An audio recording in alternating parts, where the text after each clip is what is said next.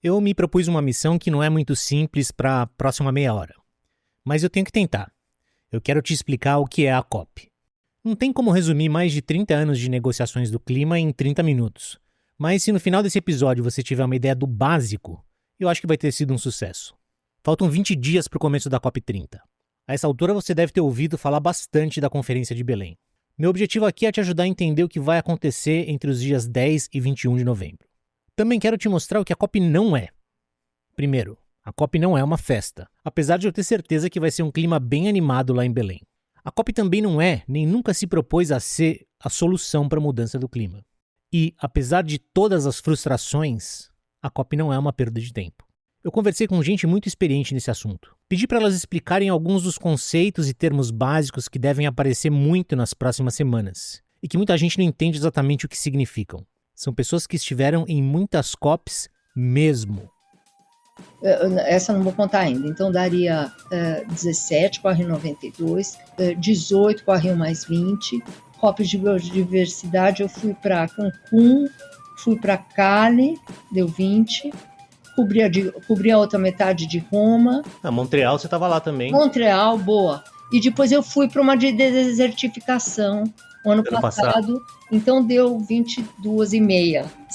Nossa senhora, um quarto de século de COP. Exatamente. Já, pelo amor de Deus. Você vê que eu conto assim no dedo, porque eu não me lembro.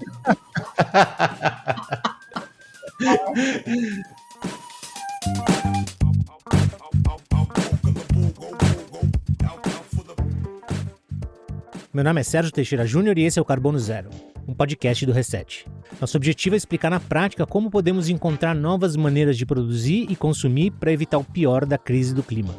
A cada 15 dias a gente te conta histórias da construção de uma economia diferente, de baixo carbono, que respeita o planeta e as pessoas. Esse episódio é um oferecimento do Bradesco. COP é uma sigla. Significa Conferência das Partes. As partes são os países que integram a Convenção Quadro das Nações Unidas sobre Mudança Climática. Essa convenção nasceu aqui no Brasil, 33 anos atrás, na Rio 92. Distinguished delegates have said that this is an historical moment. However, it will only be so if the Rio Conference also marks a new beginning for the United Nations system, for action by states and for the mobilization of all peoples of the world.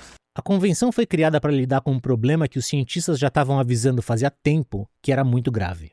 As COPs servem para tomar as decisões relativas a essa convenção, esse acordo internacional. Vamos ouvir o Cláudio Ângelo, que é coordenador de política climática do Observatório do Clima, uma rede que reúne mais de 100 ONGs ambientais e de clima do Brasil. Ele explica uma parte essencial da convenção. Essa convenção traz lá no artigo 2 dela o seguinte objetivo. O objetivo desta convenção é estabilizar o nível de gás estufa na atmosfera de maneira a impedir a interferência antrópica perigosa no sistema climático. Então, essa frase, impedir a interferência antrópica perigosa no sistema climático, deu ensejo a 33 anos de negociação para definir o que é a interferência antrópica, o que é a interferência antrópica perigosa, está ou não está acontecendo a tal da interferência antrópica, e como é que a gente faz para estabilizar os gases de efeito estufa de forma a impedir que isso aconteça. Então, a partir desse artigo, que dá o objetivo geral da convenção, os países começaram a negociar maneiras de implementar a convenção na prática para atingir esse objetivo. É isso que acontece todo ano, desde 95, quando organizaram a primeira COP, que foi em Berlim, na Alemanha. Tem 3 termos que eu acho que resumem bem a essência do que se discute nessas conferências. O primeiro deles é mitigação, que é cortar as emissões de gases de efeito estufa. A gente precisa parar de lançar esses gases na atmosfera o quanto antes para mitigar o problema. O Paulo Artacho é professor de física na Universidade de São Paulo e um dos grandes especialistas em mudança do clima. Ele explica por que mitigação é uma coisa urgente.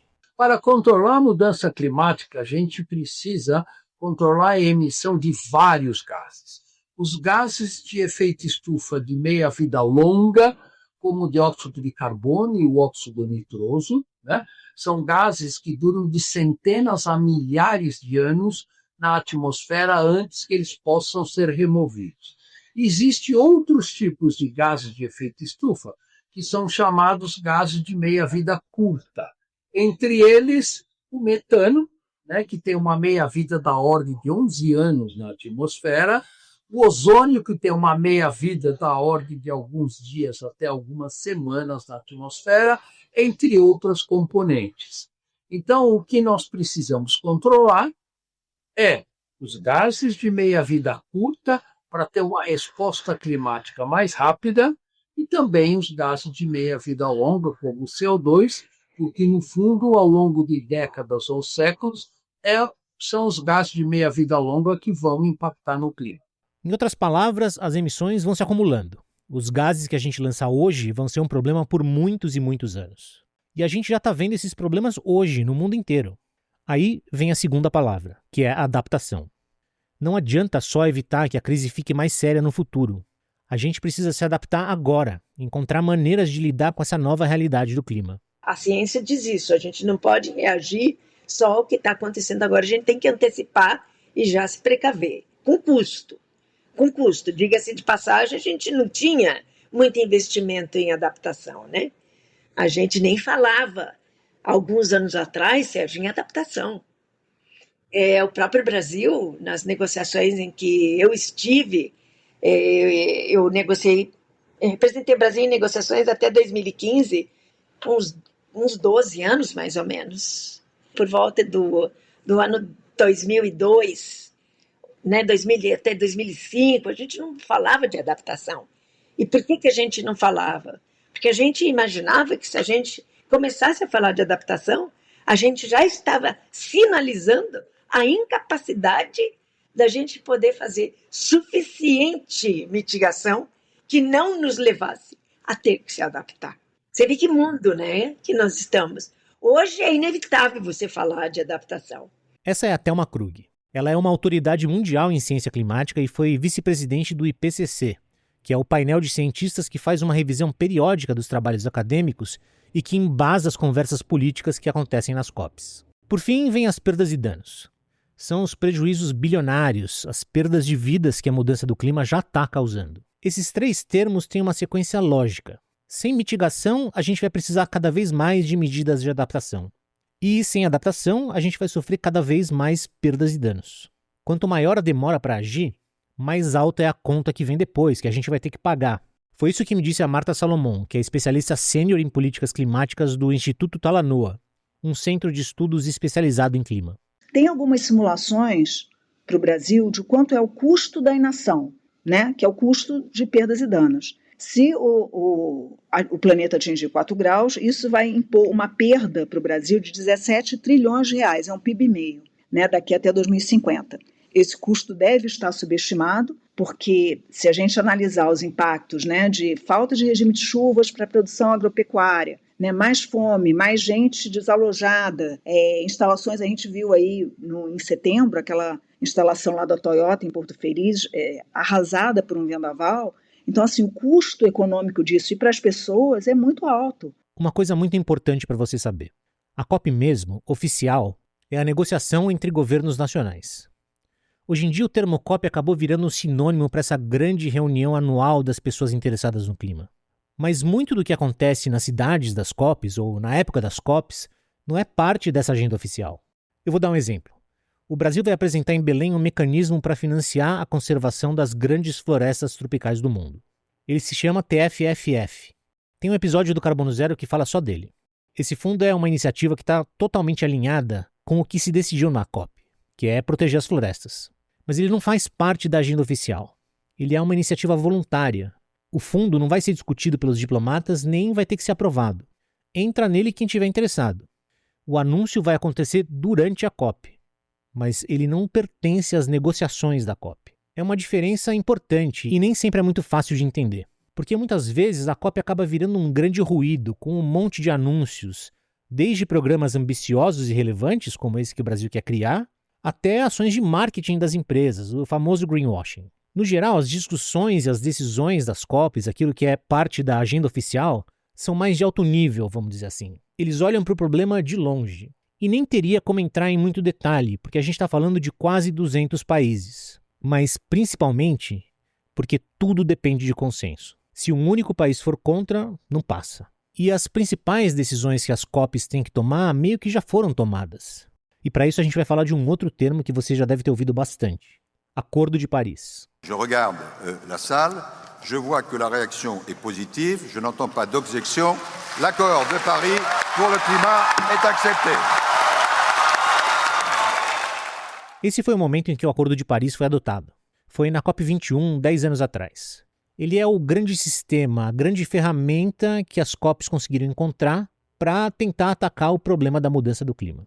Uma das principais metas do Acordo de Paris é limitar o aquecimento global a 1,5 graus até o final desse século. Isso na comparação com a temperatura do planeta antes da Revolução Industrial. Desde que ele foi adotado, essa grande lei, esse grande sistema foi sendo regulamentado, entre aspas. Os detalhes foram sendo definidos nesses últimos 10 anos. A receita básica está pronta. Um dos pilares, um dos pontos mais importantes do acordo são os Planos Nacionais de Descarbonização, ou NDCs. Esses planos têm que ser atualizados a cada 5 anos. Esse ano, os países têm que apresentar uma nova rodada desses planos, que cobrem o período que vai de 2030 a 2035. E por que isso é importante? Porque quando a gente tiver o conjunto todo, vai dar para ter uma boa ideia do que está sendo planejado ou pelo menos prometido. De 5 em 5 anos você tem o balanço do Acordo de Paris, a gente teve o primeiro balanço dele em 2023, em Dubai, o segundo vai ser em 2027 e assim por diante. De 5 em 5 anos todo mundo tem que se juntar para falar, e aí, beleza, como é que está aí? Como é que está a ambição conjunta das metas? Como é que elas estão sendo implementadas? Quem está fazendo a transição energética, quem não está? Isso tudo são avaliações no agregado, porque, mais uma vez, graças aos Estados Unidos, entre outros, o Acordo de Paris ele não individualiza condutas. De novo, o Cláudio Ângelo, do Observatório do Clima. Ele mencionou os Estados Unidos, e a gente já vai falar dos americanos e do governo Trump. Mas antes, uma explicação importante. O combinado do acordo, como disse o Cláudio, é que não tem cobrança individualizada. E também não tem punição para quem não cumpre o que prometeu na NDC. A sigla diz tudo. Ela significa contribuição nacionalmente determinada. Ou seja, cada país é soberano para escolher como e em que velocidade vai fazer a sua descarbonização. Ele nunca pode apontar o dedo para ei, Brasil, você deixou o desmatamento subir, né? Que feio. Ou, Austrália, a sua NDC não presta. Isso o Acordo de Paris não vai fazer. Ele vai pegar o conjunto das NDCs e falar, então, a gente precisava reduzir 43% e está reduzindo 6%. O sistema pode não ser ideal, mas ele é o possível. Essa natureza voluntária das NDCs foi uma concessão que tiveram que fazer para que os Estados Unidos aceitassem entrar no Acordo de Paris. O país é o maior emissor de gases de efeito estufa em termos históricos e hoje em dia é o segundo maior, fica atrás só da China. Não teria como criar um mecanismo sem os americanos. E agora, pela segunda vez, o governo Trump anunciou que vai sair do acordo. Estou resumindo bastante as coisas, mas já deu para entender que o Acordo de Paris tem algumas limitações. Mas ele é o que a gente tem, e ele está montado. No ano passado resolveram o último pedaço que faltava, que é a regulação dos mercados de carbono. O sistema está pronto e já foi regulamentado. O que falta? Colocar tudo em prática. Essa é a ambição do Brasil, que é anfitrião e presidente da COP desse ano. Não quer dizer que em Belém a gente vai encontrar soluções mágicas, de jeito nenhum. Mas o Brasil quer dar esse primeiro passo para entrar numa nova era de COPs, uma era de implementação. Transformar 30 anos de negociação em resultado prático. A gente vai falar mais disso depois de uma pequena pausa. Agora vamos ouvir uma mensagem do Bradesco, que é o patrocinador desse episódio.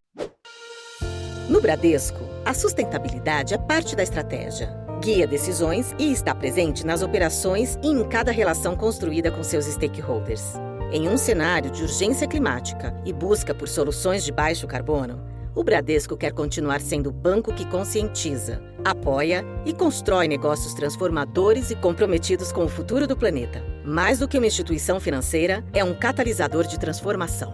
A construção de um mercado mais verde e inclusivo começa com a forma consciente de alocação de capital e incentivo de práticas sustentáveis em toda a cadeia de valor. A estratégia de sustentabilidade do banco reflete esse compromisso. Tanto que está mobilizando 350 bilhões até o final deste ano em finanças sustentáveis e climáticas, com soluções inovadoras, apoio a setores-chave e consultoria especializada para acelerar a jornada rumo a uma economia de baixo carbono. Contribuir com essa agenda é investir no Brasil mais verde, mais justo e preparado para o futuro. Bradesco. Nosso compromisso é com todo mundo. Voltamos. Aqui no Carbono Zero a gente já falou de arroto do boi, da complicação que é cortar o carbono da aviação, de data center, do impacto climático do seu guarda-roupa. E de agora até o fim de novembro, o foco total será na COP. A equipe toda do Reset vai estar em Belém. Além da cobertura completa e aprofundada que você vai encontrar no nosso site, você vai achar informações sobre a conferência nas nossas redes sociais, no YouTube. A gente também vai fazer 2 webinars, um na metade da COP e um no final para fazer um balanço do resultado, das decisões que foram tomadas. E aqui no podcast a gente vai produzir boletins diários com as principais notícias de Belém. Também vamos fazer uns episódios especiais. No primeiro dia da COP, que é 10 de novembro, a gente vai te contar em detalhes o que esperar da conferência. Também vamos fazer um episódio de atualização no meio da COP30. E quando baterem o martelo pela última vez, vamos fazer uma análise do que foi resolvido em Belém. Para acompanhar essa nossa cobertura, você se inscreve no podcast, assina a nossa newsletter, nos segue nas redes sociais. Todos esses links estão nas notas desse episódio. A gente já vai falar de implementação, mas antes eu quero responder uma pergunta que talvez você esteja se fazendo agora. Foram mais de 30 anos negociando, mas a crise do clima só piora, as emissões de carbono não caem. As COPs não servem para nada? Não é bem assim. É importante entender as limitações da diplomacia internacional da ONU. É só pensar no Conselho de Segurança. Quantas ocupações ilegais de territórios, quantas guerras já aconteceram nas últimas décadas? Quantas resoluções do Conselho de Segurança fizeram alguma diferença na prática? Pois é, no nosso assunto aqui, que é o clima, não é muito diferente. Mas não quer dizer que foi desperdício de tempo, de saliva e de papel. As COPs mandam sinais importantes que desencadeiam algumas transformações. A transição energética podia estar indo mais rápido, é claro. Mas os carros elétricos, as placas solares, as turbinas eólicas, tudo isso não deixa de ser uma consequência do que é conversado nas COPs. Primeiro, existe um número. Com as COPs e sem as COPs, com o Acordo de Paris e sem o Acordo de Paris, quanto estariam hoje as emissões e quanto a gente tem que chegar. Os países têm planos climáticos. Isso foi feito porque as COPs pediram. As COPs não são uma entidade, são as pessoas do mundo inteiro. Mercados de carbono surgiram em COPs. Essa ideia não surgiu longe, surgiu de gente que ia lá e falava como a gente inclui as florestas nisso. E surgiu na COP, eu sei até qual. A inclusão de povos indígenas, os saberes ancestrais. Então não é verdade que as COPs não fazem nada, as COPs fazem muito. Essa é a Daniela Chiaretti, do jornal Valor Econômico. A Daniela é uma das jornalistas que mais entendem do assunto, no Brasil e no mundo. Foi ela que, no começo do episódio, estava fazendo as contas de quantas conferências ela já cobriu em loco. Quando eu ia para uma COP e a COP não conseguia resolver o problema da mudança do clima, porque não consegue, eu dizia, não é um fracasso. Porque o mandato da COP, essa COP não devia fazer isso, ela está fazendo o que ela consegue. Para ela ser mais forte, precisa ter uma mobilização social. Isso tem que entrar nos jovens, nas passeatas, nos velhos, em todos os outros que são os vários círculos da sociedade mesmo. O trabalho não termina na COP, ele só começa. É difícil conseguir decisões incisivas se é obrigatório encontrar um consenso entre tantos interesses divergentes. E a Convenção do Clima não pode penalizar ninguém. A punição, entre aspas, é a vergonha. É o país ter se comprometido com alguma coisa e simplesmente não ter feito o que ele prometeu. Só que o mundo mudou. Um país sair de uma COP, do Acordo de Paris, era uma coisa escandalosa. Quer dizer, você que botou os outros nesse problema, porque isso aqui é verdade, que gasta mais do que todo mundo, porque é isso que é verdade. Agora se retira e fala, queridos, vocês se virem. Agora, num mundo como hoje, que as pessoas perderam o senso de valores, que tudo, as mentiras se tornam verdade, complica. É o contrário, né? Ele vira um motivo para esses países, enfim, no caso dos Estados Unidos, bater no peito e os seguidores falam, é isso mesmo. É isso mesmo. Porque a COP30 vai ser, possivelmente, a maior COP já realizada desde que foi realizada a primeira. Eu acho que já ficou claro que as COPs têm limitações e que agora elas precisam entrar numa fase que não vai depender muito mais de conversa. Agora a palavra de ordem é fazer. E o que isso significa para a COP30 e para as que vêm por aí?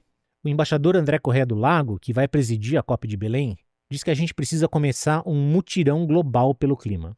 As pessoas, as empresas, as universidades, as ONGs, os governos regionais, enfim, todo mundo que não está representado formalmente nas COPs precisa se juntar nesse esforço comum. Só que essa tarefa não é muito simples, porque a COP também não pode obrigar ninguém a fazer nada. Os governos têm poder. Eu vou dar 2 exemplos práticos aqui. Para contribuir nessa cooperação global contra a mudança do clima, o Brasil precisa controlar o desmatamento. Isso depende em grande parte de um esforço de policiamento, de controle. A gente está tentando. Também foi aprovada uma lei que vai colocar limites obrigatórios de emissão de carbono para alguns dos setores mais poluidores da economia. É o mercado regulado. Esse é um outro exemplo de política pública. Mas tem outras coisas que dependem de ação voluntária, de iniciativa própria. Muitas empresas, por exemplo, prometem que vão ser net zero em 2050. Só que esses planos precisam ser sérios e alinhados com o que diz a ciência. Esse tipo de ação também precisa seguir o que foi decidido nas COPs, para que todo mundo esteja de fato trabalhando com um objetivo comum, remando na mesma direção. E essa é uma costura difícil. Tem interesses e prioridades contrários, tem linhas do tempo que muitas vezes não caminham juntas. E as COPs também precisam se comunicar melhor com o mundo. O próprio embaixador Corrêa do Lago disse isso quando ele participou do programa Roda Viva, alguns meses atrás. Mas também nós temos que admitir que essas negociações são tão, às vezes, bizantinas, né, que é muito difícil de entender o que é aquelas decisões, como é que aquelas decisões se traduzem no verdadeiro investimento e na qualidade de vida das populações, etc. Eu vou tratar dos temas específicos que vão ser negociados em Belém num próximo episódio. Mas eu posso te adiantar que não vai ter nada de grande impacto. Mais que debater, o mundo precisa implementar o que já está decidido. Não se sabe muito bem como vai ser essa nova fase das COPs. Talvez elas não precisem acontecer todo ano. Ou talvez o mais importante seja encontrar um novo mecanismo de governança que seja mais ágil, porque a velocidade da diplomacia não chega perto da velocidade das mudanças que a gente já está vendo. Belém pode dar algumas pistas do que vem por aí. Não vai sair de lá uma receita definitiva. E agora eu vou incluir uma última ideia nesse episódio. A COP é um processo contínuo. A conferência é só um momento em que está todo mundo junto e batem o martelo. Mas as negociações já estão acontecendo faz muito tempo. E é óbvio que uma transformação não vai acontecer num encontro de 2 semanas. Ela tem que acontecer no dia a dia. E tem que acontecer bem rápido.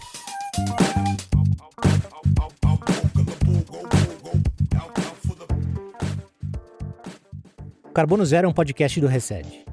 Entra no site www.capitalreset.com. Reset é R-E-S-E-T. Se inscreve para ser avisado em primeira mão das melhores e mais completas informações sobre negócios e finanças sustentáveis. A produção e o roteiro foram feitos por mim, Sérgio Teixeira Júnior. A edição é do Rafael Lana. A trilha sonora é do Curumim. A arte é do Rogério Testa. E essa é a equipe do Reset. A publisher é a Vanessa Dash. Eu, Sérgio Teixeira Júnior, sou o editor. A Thaís Fôlego é a editora assistente. O Eduardo Laviano e a Clarissa Freiberger são os repórteres. A Ana Paula Alfano é a editora de conteúdos de marca. E a líder de marketing e experiência do cliente é a Letícia Frazão. Se você tiver algum comentário, sugestão ou só quiser mandar um alô, a gente tem um e-mail. oi@capitalreset.com. Obrigado pela audiência e até o próximo episódio.